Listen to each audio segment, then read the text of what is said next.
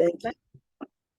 Good morning, everyone, and welcome to the October NGO CSW monthly meeting. We are delighted to see so many people from all parts of the world join us today.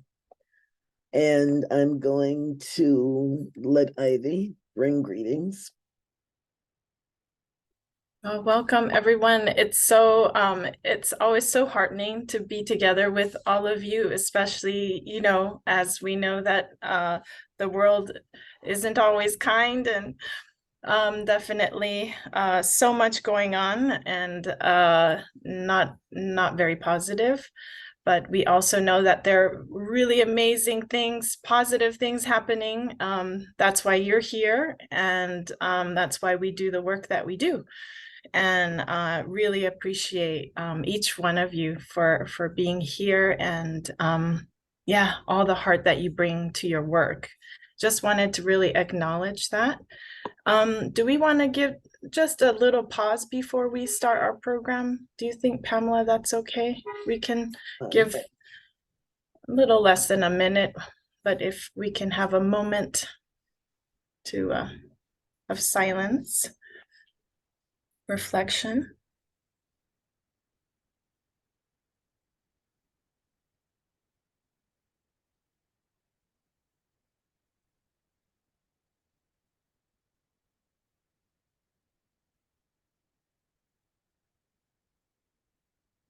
Thank you. Thank you, everyone.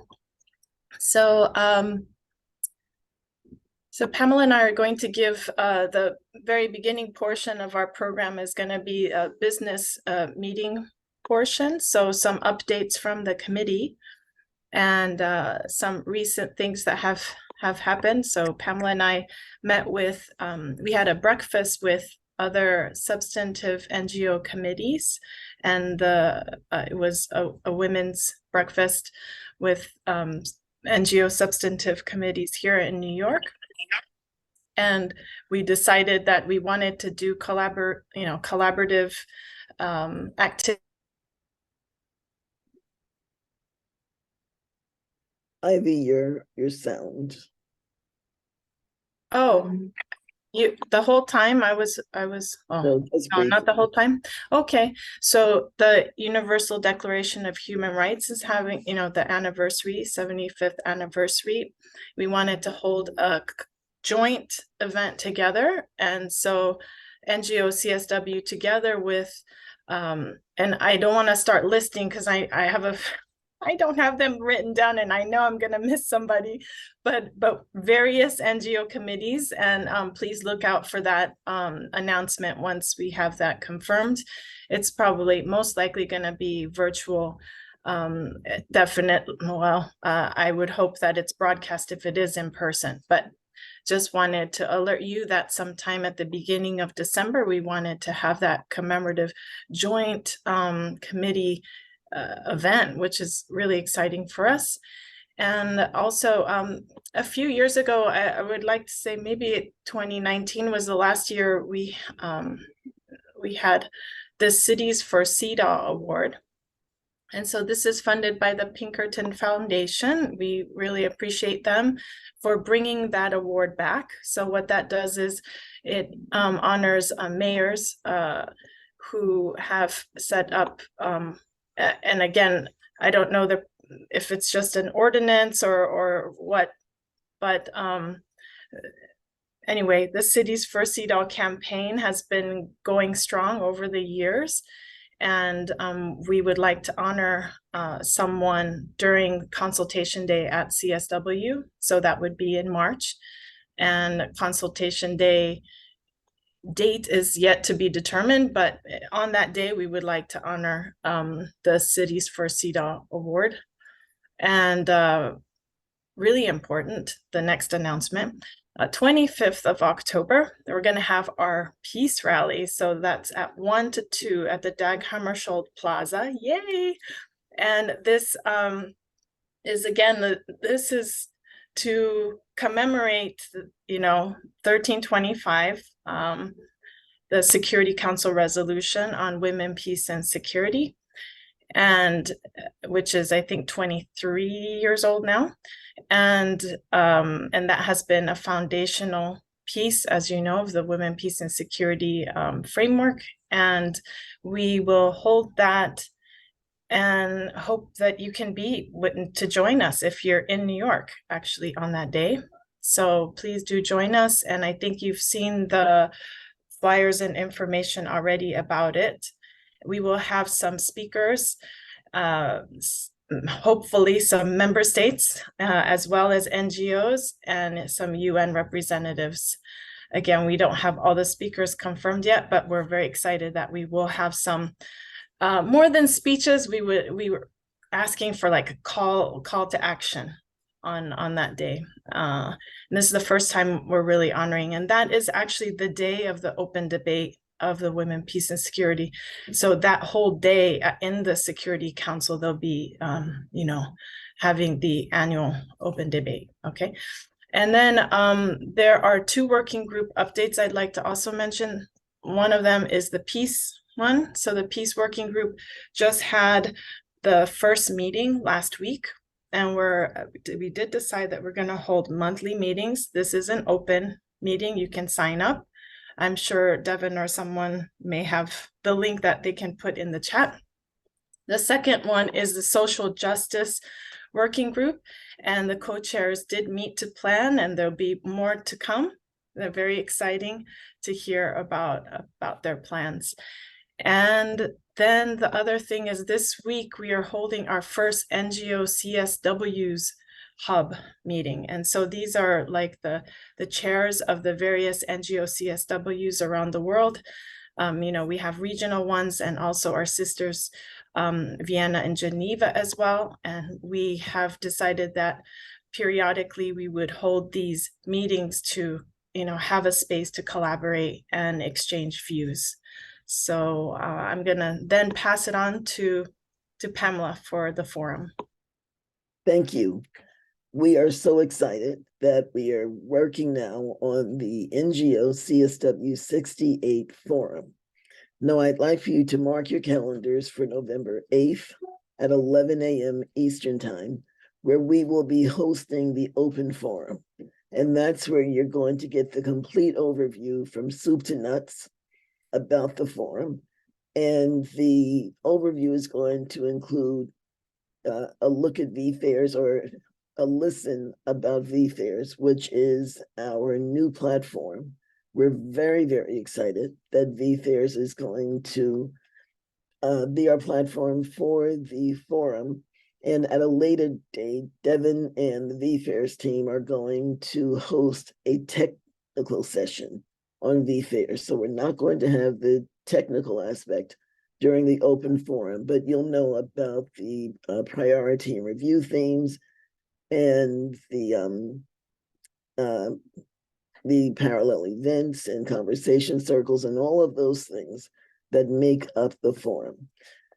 We're going to have parallel events again, in person and virtual, and there will be a scale based on the capacity of the room. That's how we will determine what we're going to charge. And all of that will be on the application that is launched on Monday. So look at your mailbox for Monday, check our website. Parallel event applications are being launched on Monday. We're going to be at 3 venues: the Armenian Cultural Center, where we're going to host the Artisan Fair. We're bringing it back again this year, an in-person Artisan Fair. And the application for that is going to be launched in 2 weeks. Also at the Armenian Cultural Center, we'll have a safe space, a safe and healing space, so people can come in and calm down, get some quiet, get some water, and really begin to center before you go back into the overwhelming crush that we know CSW to be.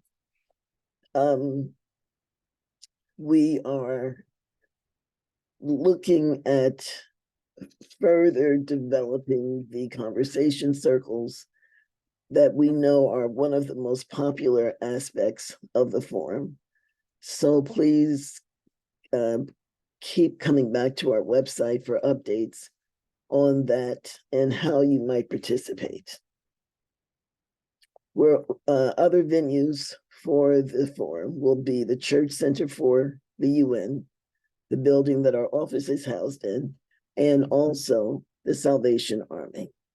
So our committees are working diligently to make sure that your experience during the NGO CSW 68 forum is a good one. And I'd like to give our committees a big hand because they've been working so hard. So I'm just going to Devin and the interns and all of them.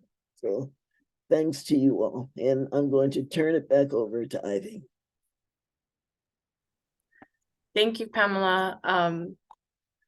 And now we're going to have a little report from the Advocacy and Research Group meeting. The Advocacy and Research Group, and Rahel is going to give that. She's one of the co-chairs. Rosa is also the co-chair, but you're going to hear from her later with Louisa during the program. So, Rahel. Thank you very much, Ivy and Pamela. Thank you very much, Ivy and Pamela. Yes, so together with my colleague Rosa Lissardi, I am the co-chair of the Advocacy and Research Group, which many of you may be familiar with. It's one of the older and more established working groups within the NGO CSW. And our mandate is to gather the latest evidence, statistics, research, and reports, and then translate all of that evidence and research into advocacy messages that are directed to the CSW Bureau and to all member states in order to shape the agenda and influence the final outcome document of the CSW. So this year we have begun. We are a closed group now. So while we are very grateful for everyone's enthusiastic interest and desire to offer inputs, the group is now closed. We have enough members. However, if you would like to submit any research or reports or data from your country or from your organization, you're free to do that, and we'll share an email where you can direct those inputs later on. So as you all know, this year's priority theme for the CSW is addressing poverty and looking at financing to eliminate poverty amongst women, girls. We take a gender expansive and gender inclusive approach. So when we discuss women and girls, and we look at country situations, we look at recent reports on the multiple intersecting forms of discrimination that compound experiences of poverty. We don't only look at women and girls, we look at women and girls in all their diversity, inclusive of LBT women, inclusive of non-binary folks, and inclusive of female-bodied people who may identify as male or non-binary as well. We are primarily concerned with crisis and conflict-affected countries that are not in the headlines, and country situations where there are invisible crises, particularly among indigenous populations and rural populations. That includes right here in the United States and in North America. So we recently started our regular meetings. We're meeting on a weekly basis because we really want to accelerate all of the work and all of the preparations. We have established 5 key priority areas, and perhaps Devin or one of our amazing interns could share those priority areas in the chat. Just for your knowledge and to get you familiar with the process, we divided up amongst ourselves within the membership of the working group based on our areas of expertise along the key priority areas.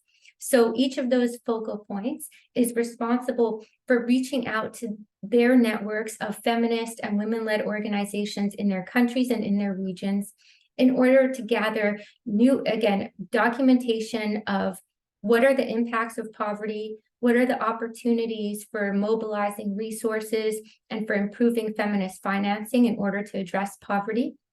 what are some of the gaps and some of the strategies that we can use either through legal reform, policy change, transformative cultural practices, or social policies and sociocultural practices, and changing the way, just, you know, the way that we function at an institutional level and at an organizational level within civil society. So those are the things we're looking at.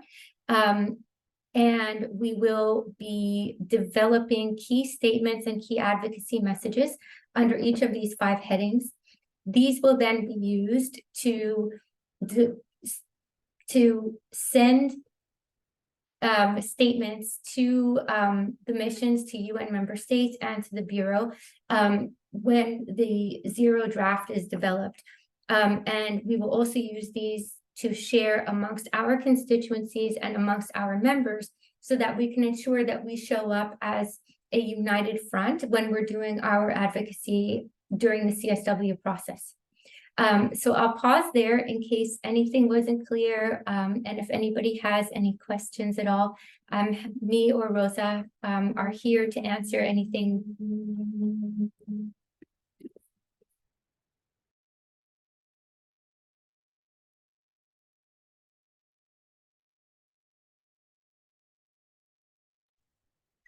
Thank you, Rahel.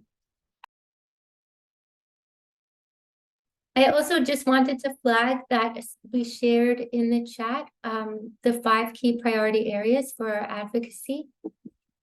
I'll go over them briefly. So the first is social justice. The second is education. Then climate change, looking at the intersection of poverty and climate change.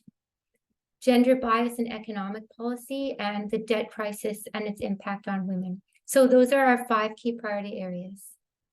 So I didn't see any hands, Ivy, but maybe if anyone has any questions about that, we could take a couple now.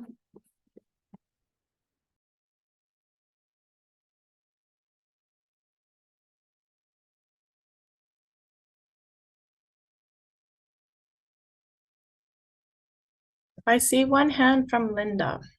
Yes, Hi, Linda. Linda McDonald. I'm just checking when the 5 key priority areas. I had somebody come and interrupt me for a second. Is that of what CSW was focusing on, or yes? So you haven't included violence against women as a priority. There wasn't enough interest in it, or how did that come about? Sure, thank you for your question. So again, we are addressing advocacy priorities according to what the priority theme is for CSW 68. We, a couple of meetings back, we offered a menu, sort of a laundry list of our top concerns amongst our constituency. And then we invited all members to vote. And these are the top 5 that were voted as the top 5 priorities for this theme. Now, we all know that as intersectional feminists, everything is interconnected. So through the process of gathering research data, new statistics, we are also looking at how each of these areas intersect with other forms of oppression that impacts women and girls in all of their diversity. So SRHR and GBV are, of course, part of that broader picture. But in order to have effective, strong advocacy messages that will actually be received by member states and that are actually going to garner the kind of attention that we need it to get during the formal proceedings of the CSW, we have to be very specific and very evidence-based. And we also have to really be in the precise target of the priority theme. So that's why we came up with that list. And these are the 5 areas that everyone voted on as their top 5. So I hope that clarifies things. It does, but I feel it's really tragic that violence against women is not. At one time, we had recommended that violence against women be carried over every year as always an ongoing issue. but It I hate is. to see it It- not be visible in the key, because it can get invisibilized, and we Mhm. don't know we know it's not invisible in the world. If you watch what's going on in the world with women, that's the key issue of our human rights, in my opinion. So I just Yeah, wanted to voice that.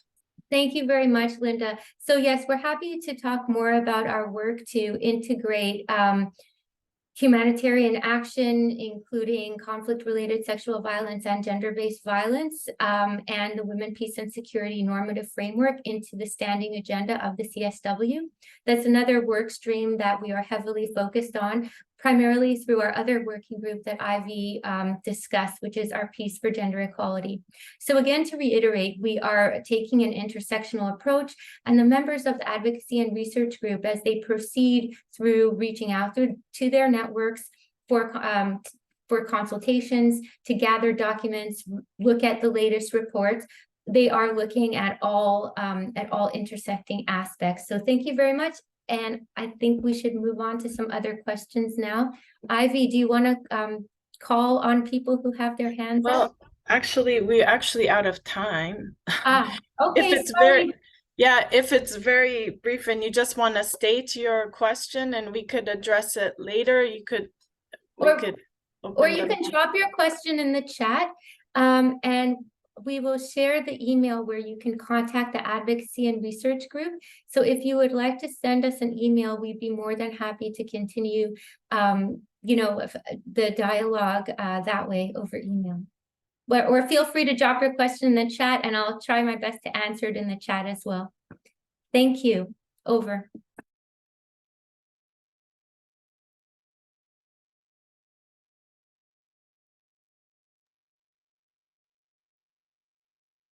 Ivy, you're mute. Okay.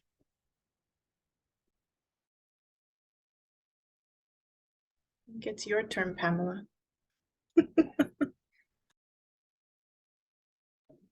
And at this time, we are so pleased to bring Johannes from UN Women to the microphone to give UN Women updates. Thank you. Thank you very much, Pamela and Ivy and colleagues, and thanks again for the invitation to be here. I just have very brief updates today, and unfortunately I will also have to leave to another meeting, but I just wanted to thank all organizations who have submitted written statements for CSW. So we have received a high number of statements again. So we have received more than 170 submissions, and so we look forward to basically handing over those statements to the UN, and they will be published closer to the session, as I think, as you know, latest 6 weeks before the session. But thanks so much to all organizations that submitted statements and that submitted joint statements and individual statements. So we really appreciate that. Also, as you know, the expert group meeting took place, and we hope that in the next few weeks we'll be able to, hopefully next week already, colleagues will be posting the first materials, and then in the next few weeks all the expert papers will go online and will be available. And finally, also NGO registration for CSW 68 opened in Indigo, and it will go until the 26th of January, and we just wanted to reiterate that that we would really advise to register early, because also by the 26th of January, the focal points in civil society organizations would have to approve the registrations, because I think, as you know, in Indigo, individuals register individually, register themselves, and then to make that registration valid for CSW, it's the civil society organization that will actually, the focal point in that civil society organization that will actually approve the members of the organization to be representatives at CSW. So we opened registration last.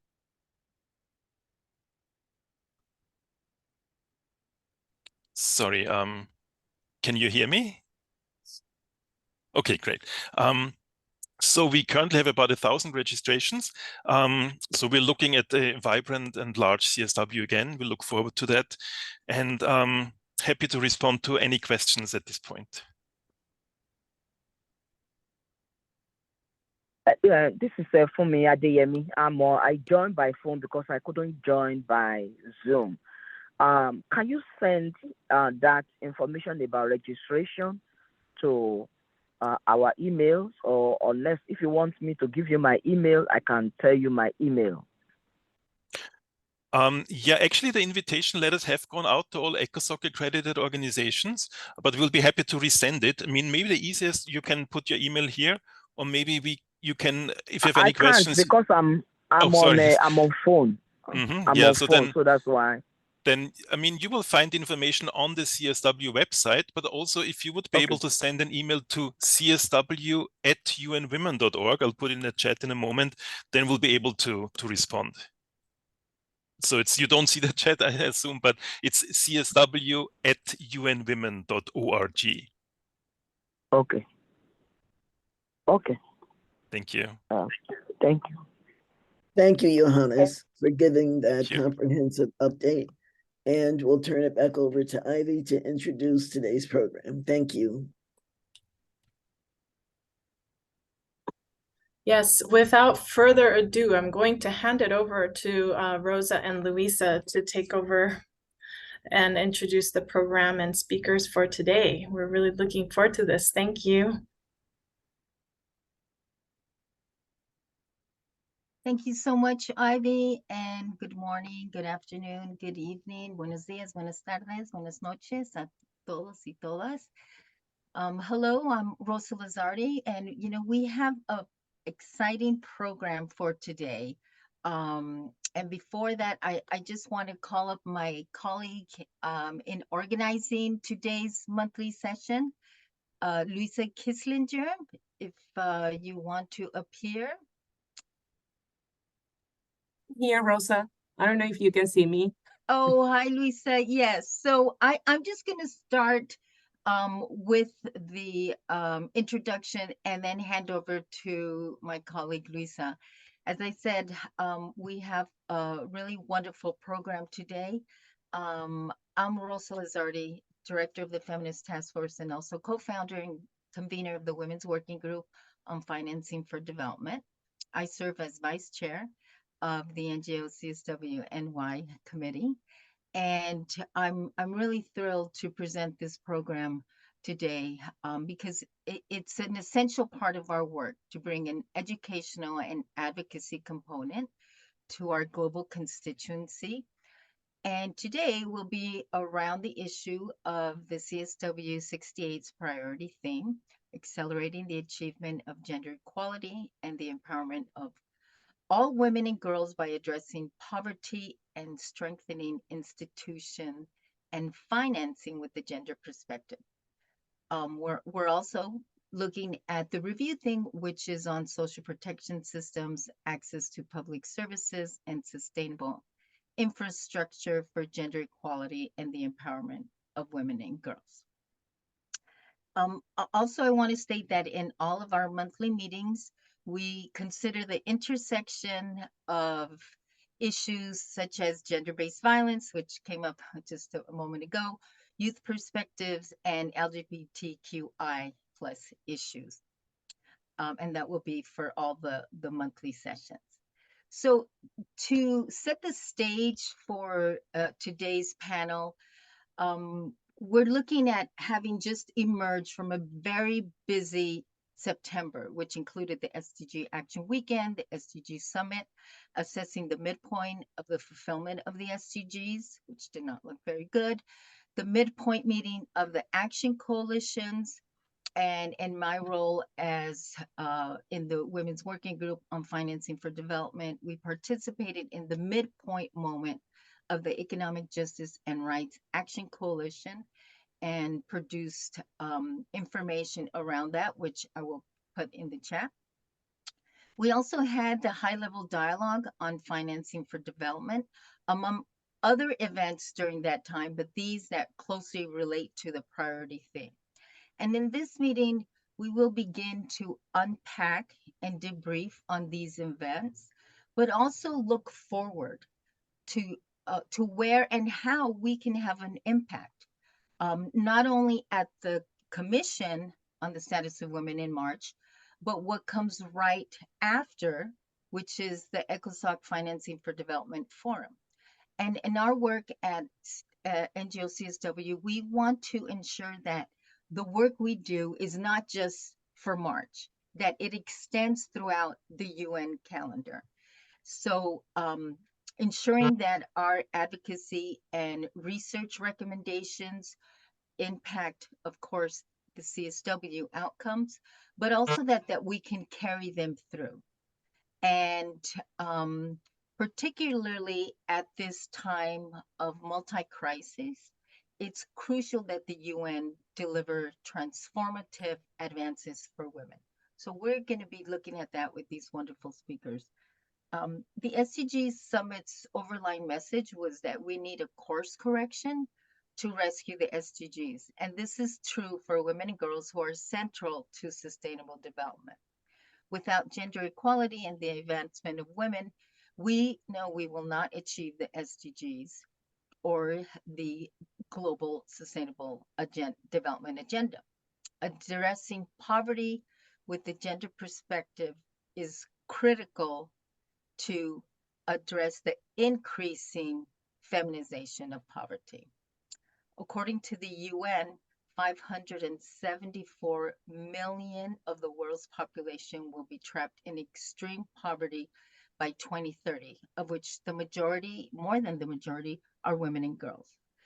The most impoverished will suffer the worst and the most harshest impacts of these global crises, as we saw in COVID and the escalating climate crisis, and now the impacts of war. They're reversing advances for women and girls. We've witnessed also for the last 50 years, governments and international financial institutions around the globe have continued to push an economic model that has consistently failed women and girls, the vast majority of the world's population. Neoliberal policies have reduced public spending and left devastating impacts on women and girls' lives. We saw that, and research was done post-COVID. As the cost of living rises, public services are left underfunded, and debt repayments are prioritized over the rights and needs of people. So the CSW priority theme enables us to look at these critical issues and to really delve in more specifically into some of the macroeconomic issues, such as for the Women's Working Group on FFD, calling for a reform of the current global macroeconomic system from an anti-colonial feminist lens to rectify historical injustices and ensure that economic policies prioritize equity and empowerment, especially for marginalized women. Moreover, we see that there needs to be reform of the international tax system. It's essential to support domestic resource mobilization. And we see that we need ending of illicit financial flows, which undermine sustainable development, especially in the global south. And they undermine the servicing of women and girls and reducing public sector national budgets. We're also concerned about this debt crisis and its impact on women, and as well as looking at the impact of women's poverty and climate change. And that includes poverty and climate and conflict, which are intertwined, and ensuring that women and girls' experience around gender-based violence in these contexts are also addressed. So to put that out first, our speakers are going to begin to unpack, begin to deliver information. Our first speaker, who is a marvelous researcher, Dorothy Estrada Tang. She's the chair of the UN Working Group on Discrimination Against Women and Girls, will be presenting a report. And we also have our colleague Zara Khan, from UN Women, who's the Senior Policy Advisor of Governance and National Planning, will begin to give us information about the expert group meeting on the CSW and the priorities there. And we will also have Ana Maria Alonso Giganto, who is with the Permanent Mission of Spain to the UN, who will be providing information as well following information on Financing for Development Conference. So at this point, I want to pass over to my colleague Luisa, who will introduce Dorothy. And Luisa, the floor is yours. Thank you. Gracias, Rosa. Thank you so much. Good morning, good afternoon, good evening, everyone. It's a pleasure to be with all of you here today. And it's an honor to welcome Dorothy to this meeting. Dorothy, I'm just going to briefly introduce her, and then we'll give her the floor so that she can speak a little bit about the report that the UN Working Group on Discrimination of Women and Girls has published this year, which is entitled Gender Inequalities of Poverty, Feminist and Human Rights-Based Approach, which is directly connected to the priority theme of next year's CSW and some of the points that my colleague Rosa just mentioned. So Dorothy Estrada Tant is an assistant professor of public international law at the Faculty of Law of the University of Murcia and co-director of its legal clinic. She is the chair of the UN Working Group on Discrimination Against Women and Girls. Dorothy holds a PhD in law from the European University Institute in Italy and a master's degree in political theory from the London School of Economics and political science from the United Kingdom, and a law degree from Escuela Libre de Derecho from Mexico. She enjoys broad academic, professional experience with the UN, with different bodies, NGOs, and universities in Mexico, Italy, Spain, the US, and Canada, focusing on human rights, gender equality, human security, migration, and socioeconomic justice. Dorothy, the floor is yours. We are pleased and honored to have you with us today. Please go ahead. Thank you so much. Luisa, Rosa, muchísimas gracias. And I'm delighted to be here with all of you. It's a true privilege and honor to be addressing all of you, organizations, women, committed women, girls, young women, older women, persons that are working on the ground to document the situations that women and girls encounter in their everyday lives. So before going into a brief summary of this report that Luisa and Rosa were mentioning, I'd just like to give a bit of context and say that the UN Working Group on Discrimination Against Women and Girls is one of the three main international mechanisms for the protection of human rights at the UN level. So we have, as you know, the CEDAW committee, the UN Special Rapporteur on Violence Against Women, and these two are possibly more well-known in the sense that they have been around for a longer time. And apart from CEDAW committee and the Special Rapporteur on Violence Against Women, this Working Group on Discrimination Against Women and Girls, which I have the honor of presiding at this moment, was created by a Human Rights Council resolution in 2010 and reports to the Human Rights Council. The same as the CEDAW committee and the Special Rapporteur, we are formed by what is called independent experts, as you may know, people who do not work for the UN, who are not UN staff, but who represent their values and who try to uphold with their work and recommendations the norms and the spirit of the international human rights instruments. So with this framework in mind, it is that we present every year an annual thematic report to the Human Rights Council. And this year, it was focused on the gendered inequalities of poverty, feminist and human rights-based approaches. We presented it to the Human Rights Council in June and to the General Assembly 2 weeks ago. The report focuses on the cross-cutting features between gender inequality and socioeconomic inequality.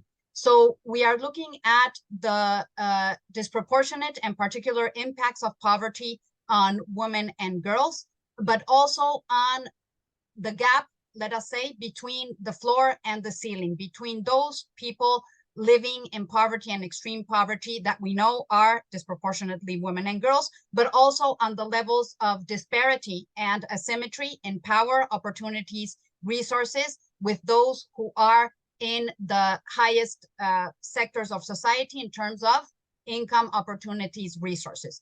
So we look at both poverty and inequality through a gendered lens that focuses on unpaid care work, as some of you were mentioning, domestic work, the lack of access of women and girls to sexual and reproductive health and services, and how poverty and inequality impacts on these issues in a vicious cycle of exclusion and discrimination. So we know that poverty and inequality are not inevitable, that they are the result of specific historical choices in terms of economic policy and of patriarchal structures and structures of power that have been male-dominated and also dominated by corporate power.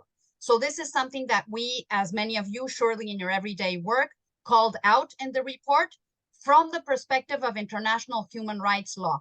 In other words, from the lens of what this means for obligations of states and other stakeholders under international human rights instruments and standards. So we prepared with that overview and through consultations with NGOs and women and girls from the 5 regions of the world. We are a working group composed of people from each of the 5 geographic regions of the world. And in my case, I'm from the Latin American and Caribbean region. I'm from Mexico, looking at the situation of women and girls all over the world. And after these consultations, the background research and the interactions also with international economic institutions that do not traditionally relate to human rights bodies, such as the World Bank, the IMF, the UN Conference on Trade and Development. So after these consultations with a broad range of stakeholders, we presented this report with specific recommendations. And I'm going to refer to 3 central ones. One is to take measures for the just redistribution of wealth and resources and a shift away from excessive consumption, production, and extraction towards an equitable global trade order, tax and debt justice, corporate accountability, and the realization of the right to development with gender equality and human rights of women and girls at the core. 2, ensure the inclusive and meaningful participation of diverse groups of women and girls in implementing socioeconomic strategies to realize the right to be free from poverty and to substantive equality. And 3, and considering the rapidly approaching deadline for the achievement of the 2030 Agenda for Sustainable Development, and also noting the slow progress, as some of you have pointed out, on SDGs 1, 5, also SDG 10, concerned with reducing inequalities within and between countries, to reiterate the centrality of women's and girls' human rights and gender equality to processes of poverty eradication and to reducing inequalities both within and between nations. So in conclusion, the report of the Working Group on Discrimination Against Women and Girls proposes to reconsider an economic model that prioritizes unlimited economic growth and to substitute it for one that places social justice, tax justice, environmental justice, human rights, and women and girls as the half of humanity at the center. So this is broadly the report, and I'm happy to take any questions, and I'll post the link in the chat for those of you who may be interested. And I just wanted to finalize with 2 points that may be interesting for you and hopefully useful tools in your work. One is that the working group has created a microsite, and not all UN human rights special procedures have it. We have fortunately been able to secure this through a pro bono contribution, where we include the content of our reports that are, long and sometimes quite dense, in a user-friendly format with a gender perspective and a children's lens perspective as well, with illustrations, with a summarized version of the recommendations that can hopefully help you in your advocacy, in all of our advocacy efforts and our interactions with the state and other structures, institutions, actors in power. It's also noteworthy that the recommendations that I mentioned are directed not only to states acting individually, but also to states as part of these international economic institutions. It also, by the way, parenthesis, deals with violence against women and the effect of poverty and inequality on that. I know that was Linda and some others' concern, and obviously this is a central point that was also made more evident through the reaction to COVID and the confinement measures. So all these recommendations are also summarized and placed in this microsite. And second and last, it's that the working group forms part and is currently chairing what is called the EDVAO platform that some of you may know. We did a briefing in the context of CSW a year ago. And this platform brings together the 7 main mechanisms and bodies acting on discrimination and violence against women. So the 3 ones at the UN level that I mentioned, CEDAW Committee, UN Special Rapporteur on Violence Against Women, and us as working group on discrimination. Then the Special Rapporteur from the Inter-American Commission on Human Rights, the follow-up mechanism body for the Convention of Belém do Pará at the Inter-American level on violence against women, Grevio, the follow-up mechanism for the convention, the Istanbul Convention at the level of the Council of Europe, and the African Commissioner on Women's Rights from the African Commission on Human and People's Rights. So together we try to bring the issues of where we hold a common ground to the visibility of bodies such as the CSW, and we are planning to hold an event directed to civil society organizations and feminist organizations probably a few days before CSW, and maybe through Luisa and Rosa, we can make this known to all of you, because obviously part of our work, a great part of our work comes from the relationship with you and from the inspiration that you bring us and help us into placing priority themes into the agenda. Thank you so much. Thank you, Dorothy, for this excellent presentation. And I just put the link to the report, but in the, not the microsite, but the one from the Office of the, the Office of the High Commissioner on Human Rights link. But yeah, if you want to share the microsite later, that's great. Oh, it is there. But I think maybe we have a few minutes just to open the floor, and maybe just to, we know this might create a lot of questions. So perhaps if you can post your questions in the chat box so that we can take advantage as much as we can of the time that we have with Dorothy to answer some of the questions. But I see that there is someone saying that thank you for the great presentation and the interesting report. I totally agree with the need of repurposing our economy. That's Valerie who says that. But I don't know if there are any questions that can be posed at this point. So I can see if there are any hands up, or if you want to put the question in the chat box. I see 2 questions. So in the interest of time, I will ask you to please try to be very brief, and others, if they can also put their questions in the chat box. But I will go to Brenda, and then to Ana, our guest from Spain, and then to Marcia. Oh, Marcia put her question in the chat box, but Brenda, please go ahead. Thank you. Great work, Dorothy. Quickly, I mean, I think for me, it's this work that is good work that is being done. How do we ensure that we don't have another 100 years of talking about the same things and not moving the needle? With all these reports that are sitting at different institutions and different levels, how are we going to ensure that we rid society of these injustices in the manner that they're coming? I just need to, it's just such good work that is being done, but it's not translating into moving the needle and pushing it to the levels that we're looking at. Thank you. Thank you. You want to take another question and then reply, or you want to go? Yeah, we take another question. So Marcia, I don't know if you want to read what you put in the chat box. Mute, hi. Hi, thank you so much for taking my question.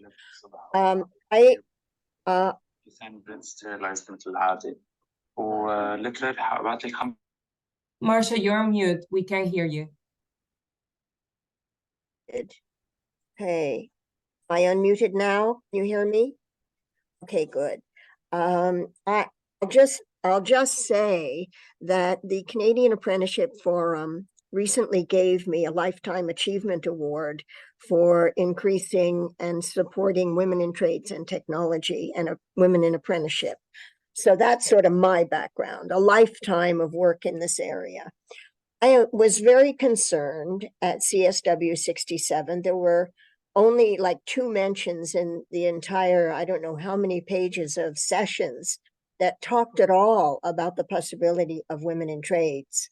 When you give, I spoke at a session that Huri was in and threw out my big idea, which is to create, and now I know that the ILO is part of the UN and has offices around the world, create a Habitat for Humanity-like initiative that would teach women the construction skills needed to rebuild our earthquake-torn, war-torn, climate change-torn world. And then they would have skills that would then allow them to make a living anywhere in the world. And we could help them through that. We can train them. Thank you, Marcia. We have very little time. I'm sorry for cutting you off, but just want to give the opportunity to Dorothy because I know she has to also leave for another meeting and just mindful of other speakers. So Dorothy, if you can go ahead, and then we take the last question from Anna. Thank you. Thank you so much, Brenda and Marcia and Luisa again. Yes, this is the challenge that we face as well, right? As to how to provoke these radical transformations that we need for human rights to be a reality for women and girls and for all people on the ground.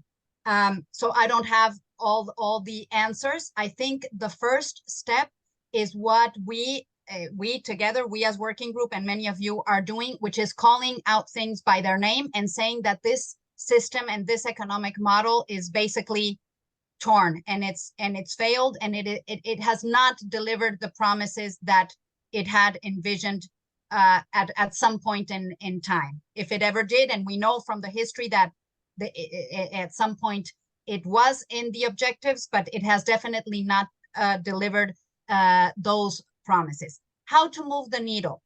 What I wanted to mention, which may be interesting for you, is that in the Human Rights Council, and Luisa may also give testimony to the presentation in the General Assembly, we were very surprised to see that there were no open reactions to the contrary of what we were saying in the report.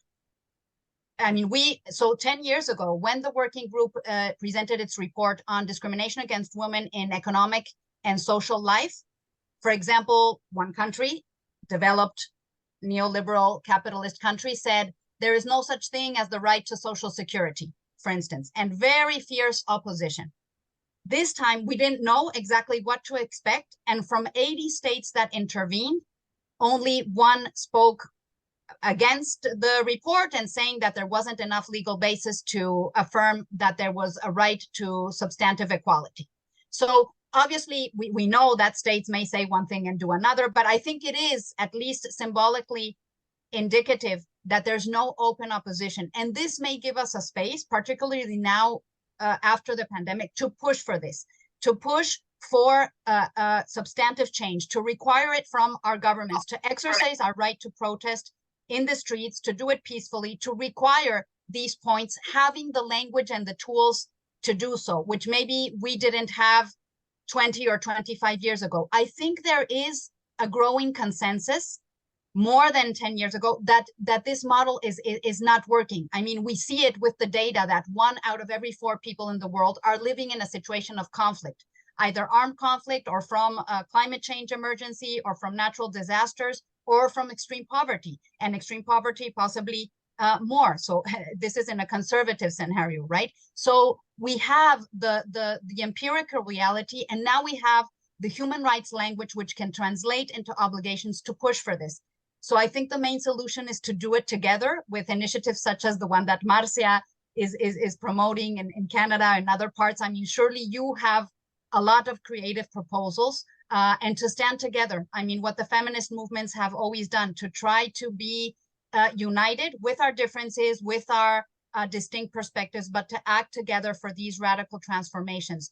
I think that's the only way any change has ever come to happen. Thank you. We can go to Anna now, and I think that's the last question, and then, yeah, Yes. we can go Muchas ahead, gracias. please. Muchas gracias, Dorothy y Rosa, por vuestras palabras de apertura. Thank you very much, and good afternoon to everybody.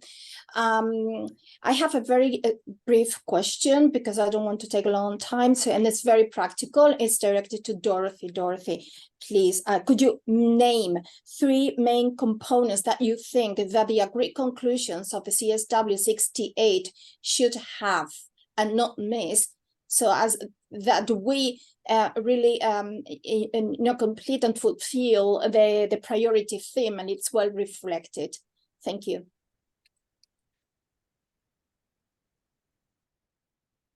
Muchísimas gracias, Ana. So one is for all trade, investment, and development agreements or financial agreements. So broadly speaking, the macroeconomic and financial agreements, to have clauses on gender equality that are justiciable, that can be required through the dispute settlement mechanisms that those international treaties on economic and financial matters foresee. So that would be one. To work for the universality of all economic and social and cultural rights for women and girls at the domestic levels, that would be the second. So to work for those universal human rights to be a reality for women and girls with a gendered perspective, and again, to allow access to justice to those. So it's not only right to housing, right to water, right to education, but it's when this doesn't happen or when there's discrimination, for that to be able to be claimed through court or through administrative procedures. And third, I had it in my head. Let me see. And third is for the business and human rights draft and discussion, as well as the debt cancellation and debt relief discussion, to bring human rights and gender equality to the center. I know I don't ask for much, but I think if we could get at least half of one of those 3 inside, and thank you for the question, Anna, because it also forces us to concretize and systematize. I think that would really be a great achievement that hopefully we can do together. Thank you, Dorothy. Well, that's what we do in advocacy, right? We can't sell ourselves short. We have to ask we have to be very ambitious, because we know that sometimes we only come halfway through of what we ask for, but I don't think this is too much to ask. I think it's fair to ask for that, and hopefully we'll see some of it reflected in the agreed conclusions of next year's CSW outcome. So thank you very much, Dorothy, for this amazing presentation. And I'm personally a big fan of the work of the UN Working Group on Discrimination of Women and Girls. I think it's not discussed enough, it's not amplified enough. The work that you do is amazing, all the experts and you personally and your other colleagues. And I think we have in the UN Working Group on Discrimination of Women and Girls a great ally producing these amazing reports, these very thoughtful reports. And we hope we'll have more opportunities to share and exchange ideas and knowledge and ways of thinking together in the near future. Us personally, of course, but the entire group of NGO CSW and our global audience that is gathered here today. So with that, thank you so much again, Dorothy, and our gratitude to all members of the working group for the amazing work that you do. And back to you, Rosa, so that we can introduce our next speaker. Deep, deep, deep appreciation. Thank you for that. I'm so excited about that. I am also very excited about our next speakers. I think we're going to get a team. So let me introduce a longtime collaborator in the Financing for Development work, Zora Khan. Zora Khan is a UN Women Senior Policy Advisor on governance, leading the entity's work on gender budgeting and financing for gender equality. Hello, Zora. In this role, she has provided technical assistance to over 80 countries on national gender equality plans and strategies. Zora has experienced 20 years on gender equality and development, working with international NGOs. Prior to UN Women, she was a senior officer at One World Action, where she conducted research on the impact of UK and EU aid and trade agreements on women's livelihoods. She's also a leading contributor and co-editor of Financing for Gender Equality, Realizing Women's Rights Through Gender Responsive Budgeting. So thank you so much, Zora. We welcome you. We're excited to have you. And I think you're also going to be presenting with Katie Gifford as well. Okay, so let me just say, Katie and Zora work very closely with us. If I can just introduce her as well at this point. Katie Gifford is a senior policy analyst at UN Women, specializing in gender responsive budgeting, as well as gender analysis and statistics, and UN Women's work with ministries of finance and civil society. She previously worked with UNFPA on maternal mortality and morbidity, received an MPH from Columbia University's Mailman School of Public Health, and was a Peace Corps volunteer in Mali. And I share that I was a Peace Corps volunteer as well. So I didn't know that about you. So wonderful to have you too. Zora, you have the floor. But we can't hear you. Yeah, it shows that you are unmuted, so it might be your headphones. See if you can disconnect.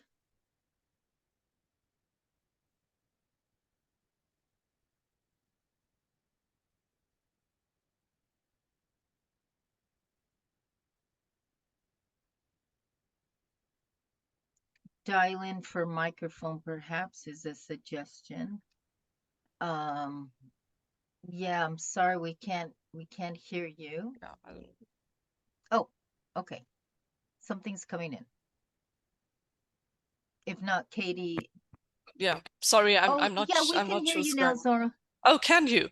Yes. Okay.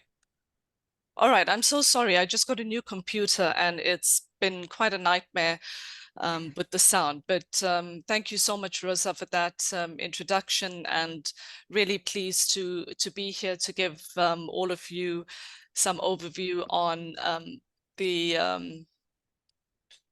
upcoming Commission on the Status of Women. So yes, Catherine and I are the team that forms the substantive lead on this thematic area on poverty, financing, and institutions, and absolutely delighted to be here to update you both on the expert group meeting, as well as some preparations that are forthcoming on both the SG's report and the agreed conclusions.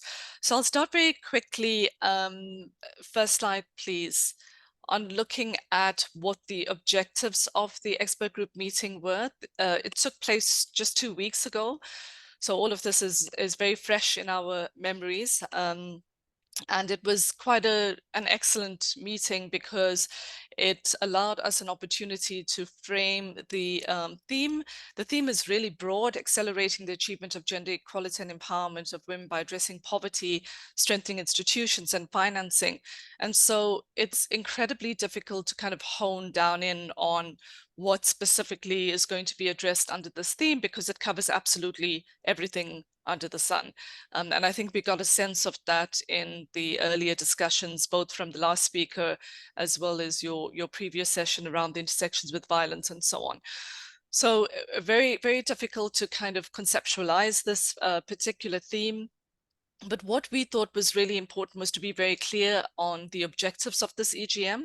So the first objective is we wanted to examine gender poverty as both a process of deprivation, meaning deprivation of women's human rights, and depletion, using the analysis of depletion by social reproduction, that is actually shaped by structural inequalities in the household, in labor markets, and in state institutions, and is exacerbated by women's experience of intersectional discrimination. So that was kind of our big headline objective. We also then wanted to look at how the current polycrisis, as we refer to it, the economic, environmental, geopolitical crises, which have become worse since we had this EGM, impact women and girls, and how the architecture of the international financial architecture can support or not states' capacity to address debt issues, and also looking at the lack of liquidity that this has caused. And our conclusion really is that it's limited states' capacity to respond to some of the impacts of these intersecting crises. We wanted to then look at what are the financing gaps, and there's very little data globally on what the gender financing gap is, but looking at national level, what are some of the financing gaps, and look at how we could identify different sources of financing, how they can be mobilized and spent to tackle the structural causes of inequality and poverty.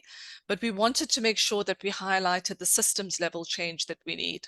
So looking at how governments use their resources and how specifically they use their budgets. We then wanted to examine how public institutions, and by public institutions, we define those as government ministries, departments, financial and social institutions, can be bearers of gender bias. And also then looking at how these institutions can actually change and be transformed and designed in order to support them in developing redistributive policies that will allow us to eradicate poverty and inequality. We put on the table the issue around accountability mechanisms, and looking both at state accountability mechanisms, so rule of law and so on, but also the interface between state and people, underscoring the importance of poor women's organizing to hold state and non-state actors accountable for non-compliance. And then we also wanted to explore alternative feminist economic frameworks and policy options that move away from an exclusive emphasis on extractive growth towards the realization of human rights, redistribution of wealth, and reprioritization of spending. So it was a very ambitious EGM in that regard, and we had to design a program around that. Next slide, please. So what we did in terms of trying to find, who the experts that could speak to some of these topics, was that we commissioned 2 background papers, and the first background paper was by Professor Diane Elson, and I'm sure many of you are familiar with her work. And Diane Elson really looked at the whole issue of gendered poverty and deprivation and depletion and what that actually means.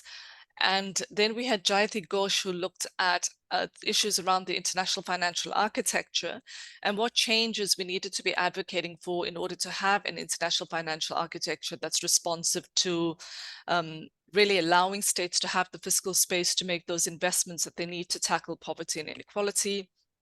We then had a number of short, what we're calling issues papers, and these papers were structured around the 4 days. So we had the first day was really a conceptual day where we had the background papers presented, and then we had discussants talking to some of the issues. The second day looked at financing for gender equality, including issues around private financing, taxation, debt cancellation, and so on. The third day looked at institutional strengthening. So what is it that we need to be doing or advocating for with our public institutions to make sure that they're much more accountable to women? and also ensuring that we have grassroots women's mobilization. So we're focusing our attention really on ensuring that women's organizations and organizations that are mobilizing around workers' rights really have the right resources and capacities and so on to be able to do that. And then on the fourth day, we looked at what some alternative feminist economic frameworks could be. And it was a fascinating day because we looked at things like political ecology. We looked at things like the purple economy, as well as centering the human rights framework as a response to some of the crises that we're seeing in the world today. So I'll just go quickly through the days. So next slide, please. The first day that focused on Diane's paper as well as Jayati's paper. And then we had papers from Japan, from the USA, and from Egypt. And it looked at how we're seeing patterns of intensification of women's poverty. So women's poverty is increasing in the context of the multiple crises that we are currently experiencing. And the world is very far off from achieving SDG 1 on poverty eradication. And progress needs to be 26 times faster to achieve this goal. And this is data from UN Women's snapshot, gender snapshot that was released during the recent UNGA, and I'm sure many of you have seen it, but if you don't have access to it, please let me know and we'll be happy to share that with you. We also then address the issue of the intersecting crises having compounded women's poverty. So we're seeing increased burdens of care, food insecurity. 1 in 4 women worldwide are suffering from acute food insecurity, high rates of violence against women. These are just some examples of how the interlocking or intersecting crises are really compounding and making worse women's poverty. The EGM also found that women's poverty is shaped by imbalances in economic and social power. So the SDG framework is very much focused on leaving no one behind, but what the experts were arguing that women are actually being pushed behind, and they're pushed behind by structural inequalities that they have very, very little control over. And these structural inequalities are manifest very much in how our economies are organized, how our societies are organized, and indeed how the global architecture is organized. Where women do have work, it continues to be informal and precarious. And even when women are living in poverty are working, this work does not move them out of poverty. In fact, it has the opposite effect of really keeping them in poverty because the wages are so low and the working conditions are so dire. The EGM also found that women who sit at the nexus of different forms of discrimination, socioeconomic, class, race, ethnic, disability, and so on, experience intensified impacts of poverty. But there really is a need for much more analysis on intersectional discrimination, as well as more data and evidence, because states are simply not collecting data on intersectional poverty and indeed intersectional gender inequality.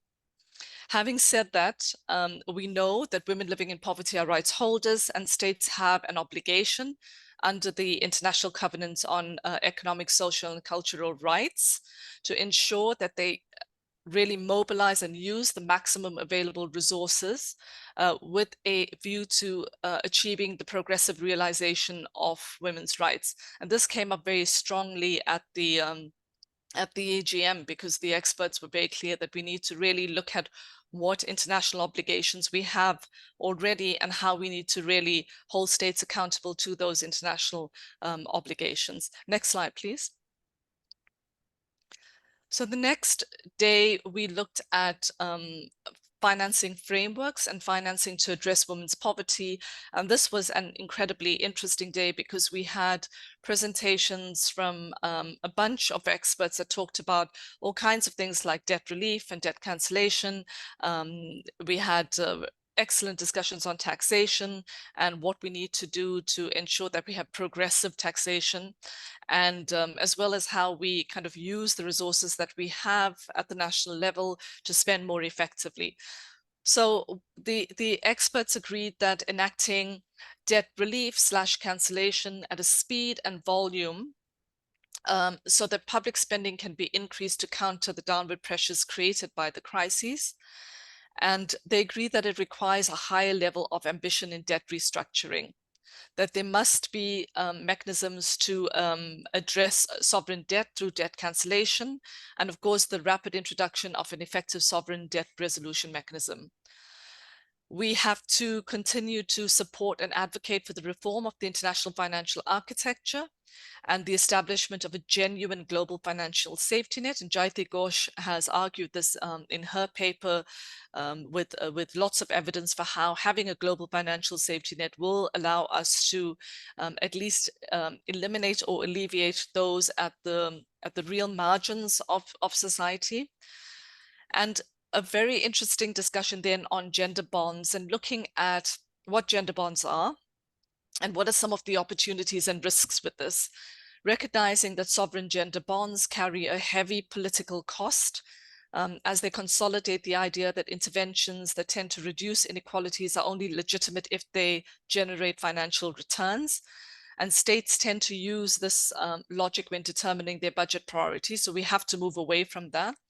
And that also the recognition that where we are mobilizing financing through private bonds, that it may reach some women, but it carries very high risks and high transaction costs, and it doesn't reach those women who are the poorest in society. So it leaves out many women.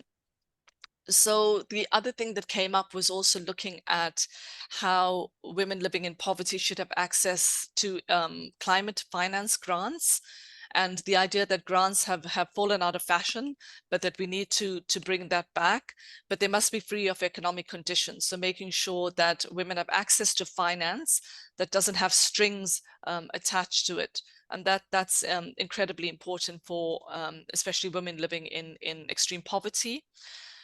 On the issue of tax, ensuring that states enact inclusive, effective international tax cooperation to support developing countries to actually generate the resources they need to invest in feminist economies.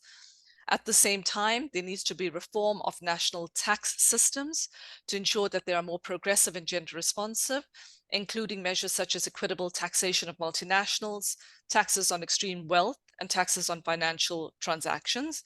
We also had a very good discussion on ways to curb illicit financial flows, and also making the argument that when there are outflows in a country through illicit measures, that it's really women who suffer most because it reduces because they're dependent on public services, and it reduces the capacity and the ability of states to have the fiscal space in order to invest in these services.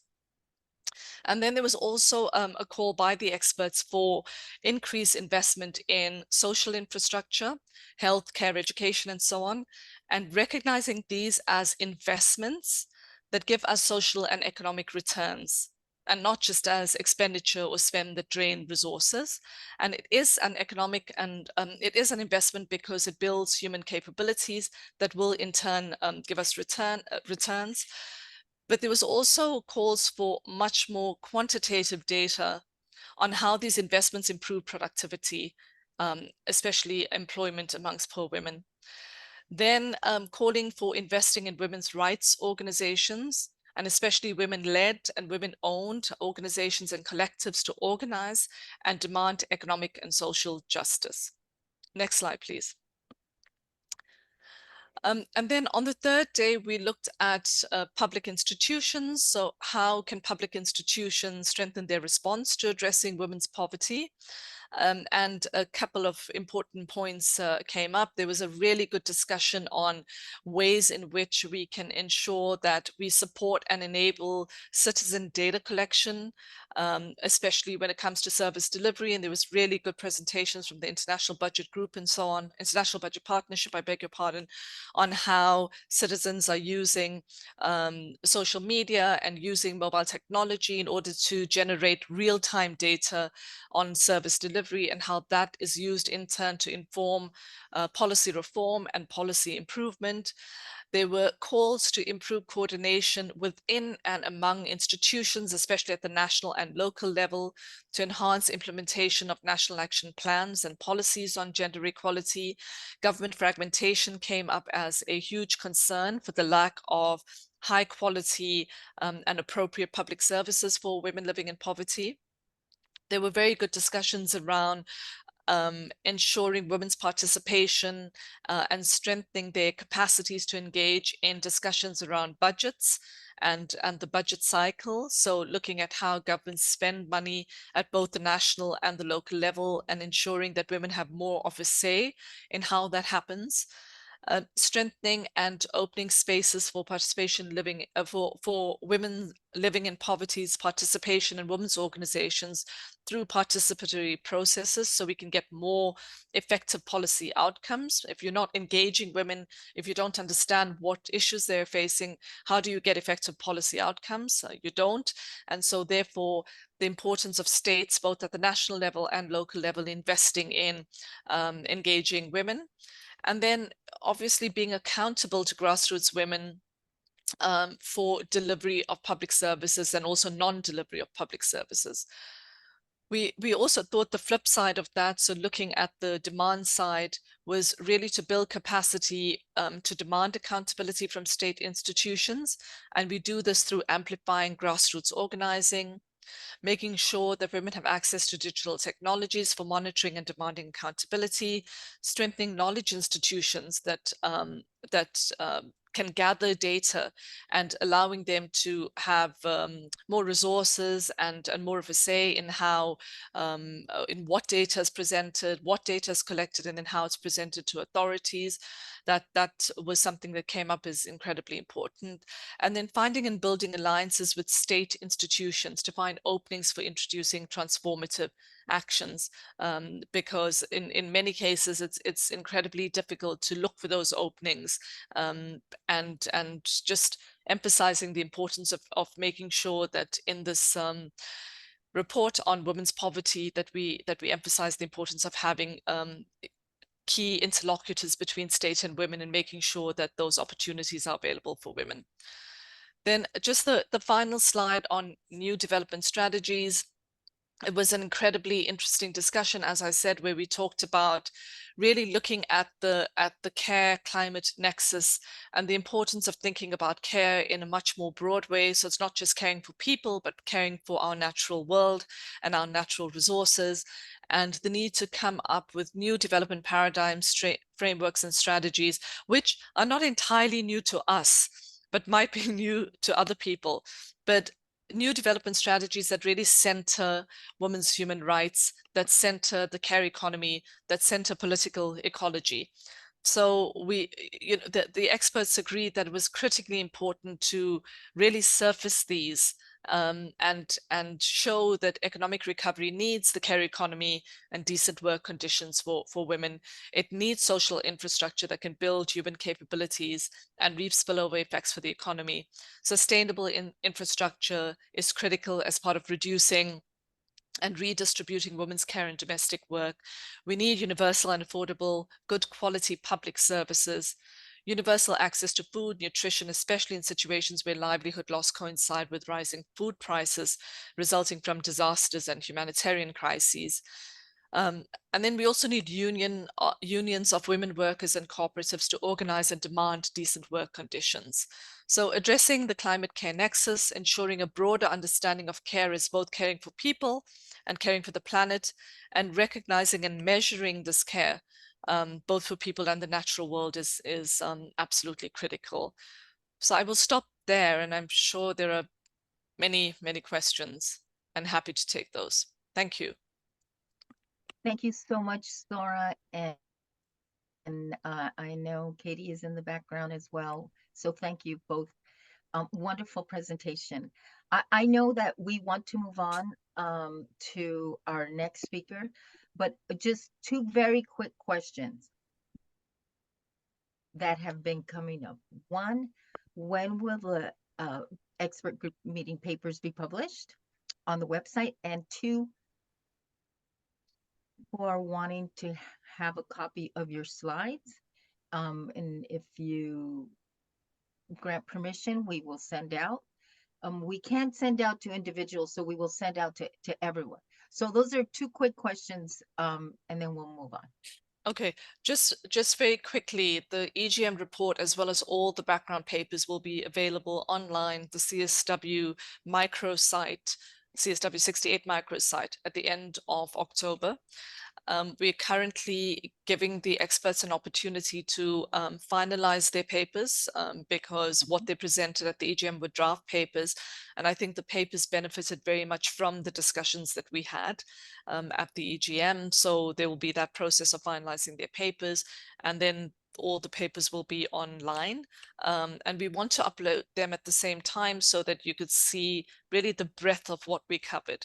It's a massive theme. It could cover absolutely everything under the sun, but we tried really hard to make sure that we used, as Linda and others have raised, really an intersectional lens to understand how things and issues interconnect.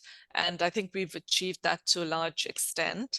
I would prefer for the slides not to be distributed right now, simply because what I presented are some of the highlights from the meeting, but they are by no stretch of the imagination everything that was presented at the meeting. The meeting was incredibly rich, and there were really outstanding presentations throughout the 4 days.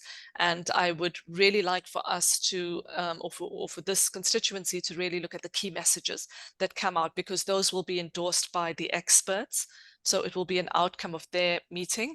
And we're hoping very much that that as well will be ready by the end of October. We have requested observer papers, so we have received from OHCHR one observer paper, and we're really hoping the rest of the UN system will come forward with observer papers. So we're pushing really hard for that to happen. And then the next step for us will be drafting the SG's report on which the agreed conclusions are based. So the deadline for the SG's report, our internal deadline at UN Women, is just before Thanksgiving. So it's a really tight time frame. And for those of us who don't live in this part of the world, Thanksgiving will be the third week in November. And, you know, very much we're hoping that the SG report is going to draw on some of these very practical recommendations that have come out at the expert group meeting. You know, in reflecting on this, none of this is new to this particular group, but for some reason, and you know, it's not gaining traction in the mainstream kind of policy agenda. And we want to make sure that we use the CSW as a base to also influence the broader financing for development discussions around the 2025 meeting, if there is one in Spain.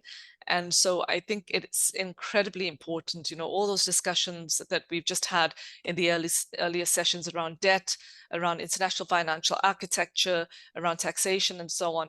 It's critical to the CSW, and I think it is going to be a very tough CSW in terms of the negotiations. Thank you. Thank you so much. We're following our next speaker. We will have a time for Q&A. Sure. And so, I mean, I have so many questions, but we'll defer to our constituency. Let me hand over to Luisa, who will present our next speaker. And if you have questions, please put them in the chat and we'll try to consolidate them. Thank you so much, Sora. Luisa. Thank you, Rosa. Thank you, Sora, for that amazing presentation. And I want to now turn our attention to the presentation of our next guest, who is Ana Maria Alonso Giganto. She's a counselor at the Permanent Mission of Spain. And I would just say that Spain is it's a member state that is a champion in terms of gender equality in UN negotiations. And it's also a member state that has a feminist foreign policy. So it is an ally of our work around gender equality broadly at the UN and globally. So we're very pleased to have Ana Maria with us today. And just a brief presentation, Ana Maria is a career diplomat. She joined the Spanish Foreign Service in 2007. She has served in Afghanistan, Egypt, Thailand, and Australia. Since 2019, she is the Counselor for Human Rights and Gender Equality at the Permanent Mission of Spain at the United Nations in New York, where, among other things, she has been the co-facilitator of negotiations of the Spanish-German resolution on human rights and human rights to safe drinking water and sanitation, where she has been critical in introducing a gender lens into that resolution. And also she has co-facilitated the resolution promoted by the government of Spain on the International Day of Care and Support, which was adopted recently by the General Assembly in the month of July. And now the UN has declared the International Day of Care and Support is going to be observed every 29th of October of every year. This year will be the first one. So Ana Maria, please, the floor is yours. And we are very honored and welcome to this constituency, to this group.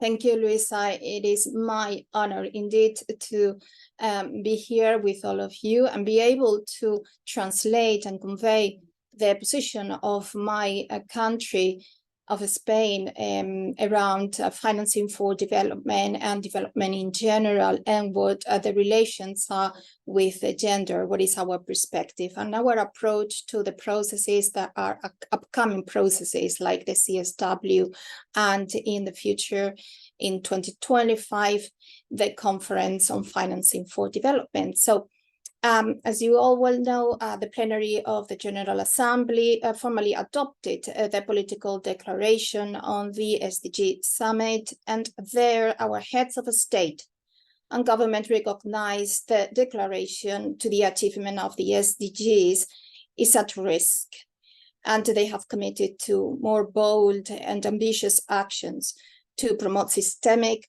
change towards a more inclusive and sustainable world for people and planet. But unfortunately, we are not on the right track. Must first and foremost resource ourselves to deliver this agenda, the 2030 agenda, ensuring that countries have access to the financing that they need to deliver. And regardless of their income level, that means that we have to encompass developing countries and middle income countries. And we have to have the ambition to move away from measuring financing for sustainable development in billions to trillions of dollars. Development aid will continue to be an important device. And we must increase, however, the amount of our development aid commitments and be able to meet them. And in that regard, Spain has committed to dedicate 0.7 of its GDP to development aid by 2030. We also need to multiply the resources available. And development aid is not the only resource that we have in our hands, it's not the only tool. And as it has been mentioned before by other speakers, we need to adapt international taxation to current realities and align private investments with the achievement of the SDGs. This will indeed require more enabling and transparent environments. This is paramount, especially transparency, and the development of local capital markets and new instruments to boost public-private partnerships. And this entails the reform of the multilateral development banks that is crucial and urgent. We need to substantially increase their lending capacity in order to put cash flow and to send cash flow to the economy. And we must explore innovative tools, including through, for instance, blending capital, hybrid capital, or guarantees. Then we have to look into special drawing rights that also can play a key role. The 20% channeling target agreed in 2021 may have fallen short. And Spain has delivered on its rechanneling commitment, but we are willing to explore other options. We also need to think outside the box and continue to discuss alternative options. And bold action is needed to address the current debt crisis, and this has already been mentioned. And this includes ensuring effective and consistent implementation of the G20 common framework. but we also need a broader approach, providing reassurance to all those countries that need it. The road to improving the international financial architecture has already begun, and many initiatives are moving forward in parallel. It is necessary to link all these initiatives to the United Nations system, because the United Nations system is the forum where all the member states, all the countries of the world, 193 voices are on an equal footing and can promote global multilateral international cooperation. And finally, in the area of debt crisis management, the implementation of the common framework must be accelerated and improved. We call for improved international debt mechanisms to support debt workouts, standstills, and restructurings, with an extension of eligibility to middle-income countries. And we need a concrete tool to incentivize, encourage, or enforce the participation of private creditors in debt workouts alongside the official sector to ensure a systemic crisis. All possible solutions have to be explored. We also welcome other initiatives to incorporate contingent debt clauses. For all of this, we need a strong and inclusive multilateral system, and with the United Nations at its center to broaden the strength and the voice and participation of developing countries in economic decision-making. We need to bring the development agendas of the UN and those of the development banks and international financial entities, institutions closer together, and greater understanding and dialogue between representatives of these institutions. In short and in brief, we need to continue to make reforms in many areas that are already set out in the Addis Ababa, some that are already being addressed in the G20, and others that the Secretary General has included in the SDG stimulus proposal. As you well know, and it has also been mentioned before, Spain has applied to host the 4th Financing for Development Conference in 2025. This conference will be essential to give a major global push to the Addis Ababa agenda of action and make the promise of the 2030 agenda a reality. And our government is delighted with the responsibility of organizing this conference and doing our utmost to ensure that it delivers tangible results. Spain would also like to make this process as transparent and rich as possible, including the vision and requests of all stakeholders. In accordance with the Monterrey modalities, civil society is, in addition to governments and institutional stakeholders, an integral part of the FFD process. And civil society also contributes significantly and to the international legitimacy of this FFD process and generates effective impacts of FFD mandates in global governance processes. We therefore support civil society to enable to fully participate in all segments of the process, including as observers to the negotiations, and by ensuring that all negotiation drafts are shared with civil society in an appropriate time frame to enable them to have timely contributions. Civil society has always been in the room as observers in the negotiations in New York leading up to the FFD forum. Gender equality. Gender equality and the empowerment of women and girls should be mainstreamed throughout the financing for development process.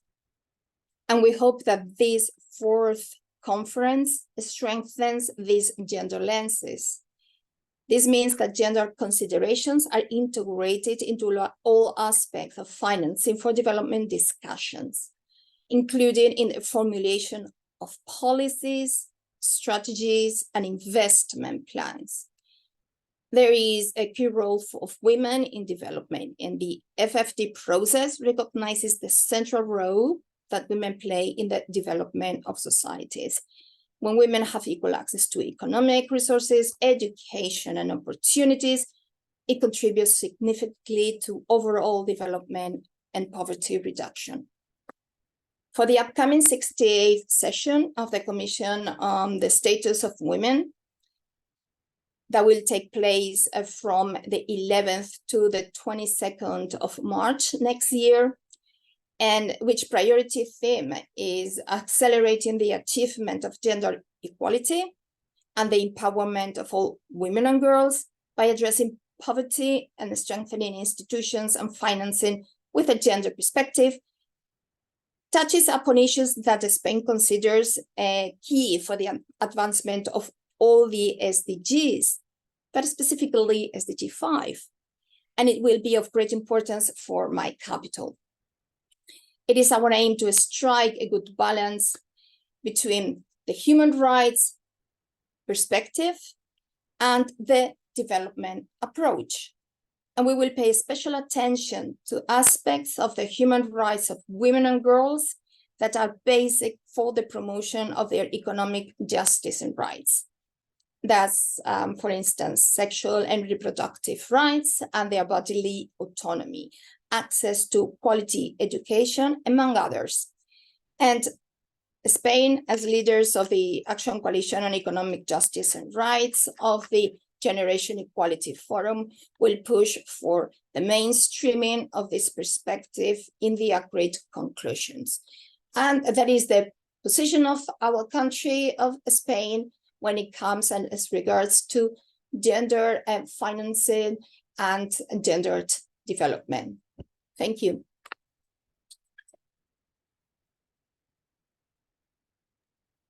Thank you so much, Anna, for this presentation, and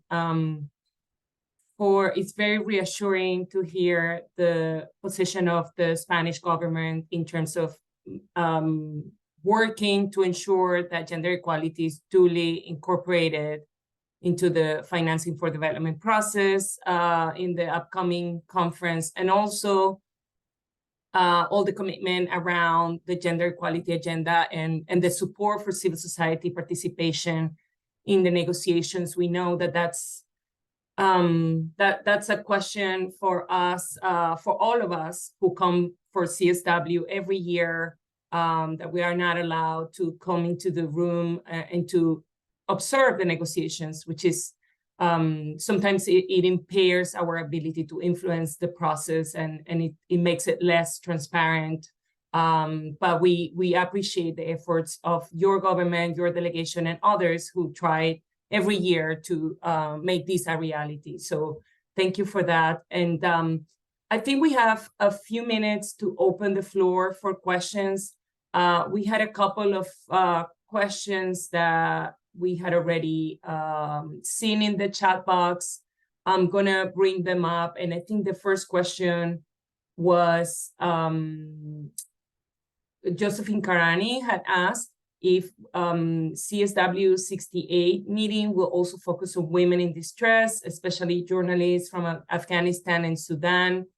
I'm not sure I have an answer for that, but it is a question that we could certainly pose to folks at UN Women to see if this is there's going to be a segment in the ministerial roundtables. There's no individual resolutions adopted by CSW on specific issues, but perhaps this is an issue that can be brought up in conversations in roundtable dialogues during CSW. But I'm not sure if this is a question that could be answered right now. But then and there was another question directed to Sora in terms of talking about women who sit at the nexus of different forms of discrimination. Do you also include sexual orientation and gender identity? That was not in the list. So I will stop for those two questions to see if Sora, Anna, you want to reply to them, and then we can take a couple more questions. And Rosa, please go ahead. I think you had Oh, can I another just question. jump in? I just want to I acknowledge and much appreciation for the government of Spain for stepping up to host the Financing for Development Conference in 2025. I think that was one of the steps that we needed. And as civil society working the FFD issue, we and others, we really were pushing for the fourth conference, because we know that we need the space to deliberate all of these issues that Zora outlined, that Dorothy mentioned, that we are seeing in the chat, that we need to push. So thanks so much. And did I hear correctly that Spain committed to 0.7% of ODA by 2030? I think that that is marvelous news. And I'm wondering, my question is, will some of that be earmarked for women's organizations and networks and gender equality? Thank you. Indeed. Rosa, if I may jump in and answer the question that Rosa has just asked. Indeed, this target of contributing with a 0.7% of our GDP to ODA, it is a reality and is reflected in our last act on international development cooperation. Therefore, I can express the commitment of my government and of the Spanish society with increasing the contributions to international development cooperation. If it will be earmarked, it is also part of our commitment, of our legislations. We have a feminist foreign policy that is focused on having actions, oriented to actions around dedicating financing to everything that has to do with women and girls. Therefore, it's gender oriented, and of course, it will be also gender responsive and transformative. Therefore, it will be it's going to be earmarked. Thank you.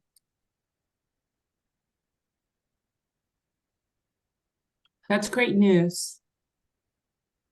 Louisa, can I come in on some of the questions to me? Please do. Go ahead. Just very quickly, just on the list, it's not an exhaustive list. Of course, we work with women in all their diversities. And so just, you know, if it's not mentioned, doesn't mean that we're not thinking about it. So 100% we are. The second question on humanitarian settings, I think we'll be very remiss as UN Women if we don't consider very carefully the particular situation of women in humanitarian settings, and whether we're talking about, you know, natural disasters or man-made disasters now, like wars. We know that women are affected.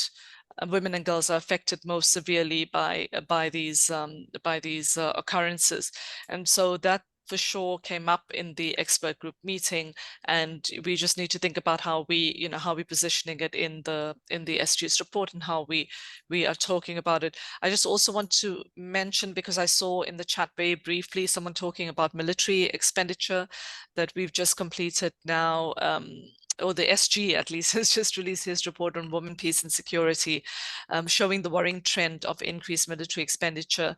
And so I think this is something that we will also be touching on in the report on poverty, because I mean, clearly, if you're spending more on military, then you've got less to spend on everything else. And so what does that mean in terms of foreign policy and domestic policy and so on? Over. Thank you, Sora. And I don't know if the question around focusing attention on specific situations or particular countries, I don't know if this is a question that you can tackle also, or I don't want to put you in a tough position. No, that's fine. I mean, you know, what we're developing now is the you know, coming from the expert group meeting is the outline of the SG's report and what that would entail. And so it didn't come up the specifics didn't come up, but of course we do believe in policy coherence, and we want to make sure that the report is as coherent as possible. So I don't want to say it will absolutely 100% be included, because we're drafting all of this. We're looking at the expert papers, we're coming up with the expert group meeting report, which then goes back to the experts for their review and endorsement, because it is their report, it's not our report. We just really facilitating that process, and then we'll see how that all pans out. So I'm sorry, that's not a very clear answer, just because all of this is still in the works. No problem. We have 2 more questions in the chat box. One of them is, how will you involve the ILO for the next CSW priority theme on poverty? And then how can women get their space and opportunity in the context of CSW? So that's a more general question in terms of participation broadly on CSW, okay. But I don't know, Sora, if you want to reply to that, and Anna, if you have any other comments or reactions. I'll take the first question. The second question has to be directed to Johannes. On the ILO, I mean, of course, we're working very closely with the ILO. Rosa's already mentioned that the review theme is on social protection. So just as we had an expert group meeting that looked at the theme of poverty, the ILO and UN Women had a joint expert group meeting that looked at the theme of social protection, the review theme. The ILO, we also had invited all UN entities to join as observers to the meeting.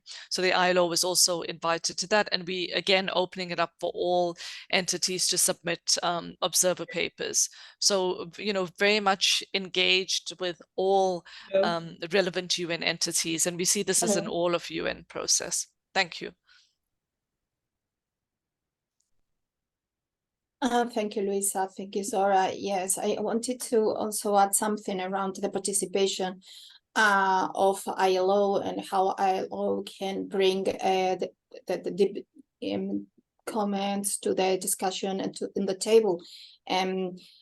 We have the experience of recently having involved ILO in the negotiations of the International Day of Care Support, and thus as in a care and support the care economy is going to be an integral part of the agreed conclusions in the CSW 68.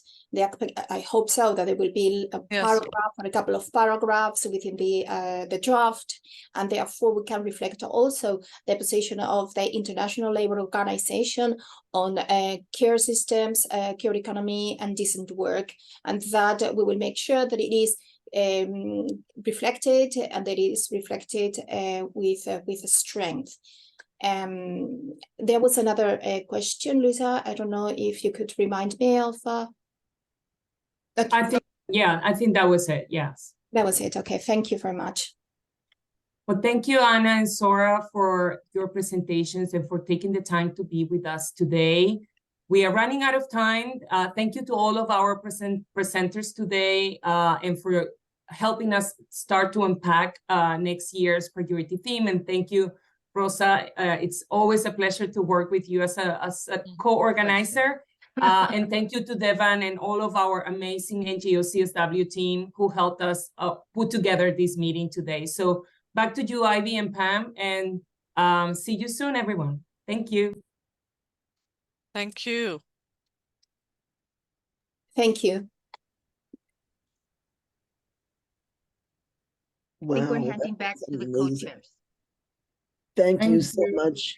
Can we give them a rousing hand? That was an amazing program. Wonderful. Thank you so much. Yeah. Thank you, everyone. You can open your mics now and say your farewells. Have a good evening or day. Thank you. Bye, everyone. Good night. Thank you. Gracias. Bye. Wonderful.